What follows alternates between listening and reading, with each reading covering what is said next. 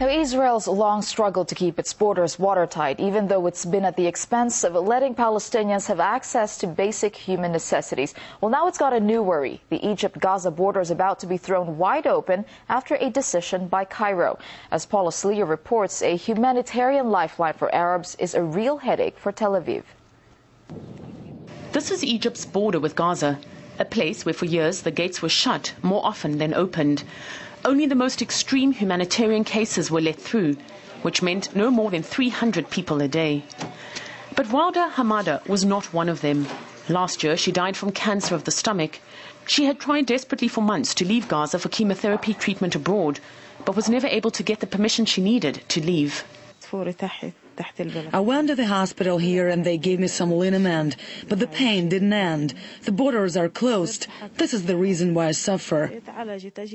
The new Egyptian foreign minister says the decision to close the border was shameful. On Saturday, his promise to open Rafah permanently without the Israelis is coming true. No more will an agreement drawn up 6 years ago between the now deposed Egyptian President Hosni Mubarak, the United States, the Israelis and the Europeans be in place. That agreement gave EU monitors access to the crossing and allowed Tel Aviv to supervise and monitor security through cameras from afar. Israel was watching together with Egypt on certain points and checkpoints, so that it was the same interest of both countries. The permanent opening of Rafah terrifies Israeli citizens, especially those who live on kibbutz Nachal Oz, just 800 meters from the Israeli-Gaza border. Ever since the kibbutz was established nearly 60 years ago, it's been on the receiving end of endless rockets and snipers from Gaza City. We are not scared any minutes. When we hear the first missile falling down, we have to run and take place somewhere, a shelter. We try to put all over the kibbutz shelters. Everyone in his home has a shelter.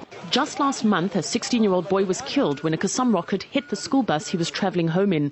People who live here are afraid that what will happen next is that more weapons will find their way into the hands of Palestinian militants and ultimately be used against the Jewish state.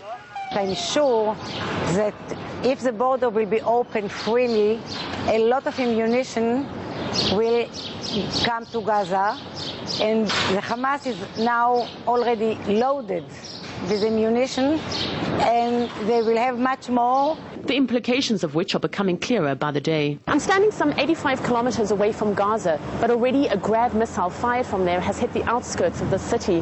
The Israeli army is warning that in the next major conflict, tens of thousands of rockets will hit Tel Aviv. What this means is that daily life for Israelis living not far from Gaza is fast becoming part of Israeli life across the country. Paula Sleer, RT, Tel Aviv.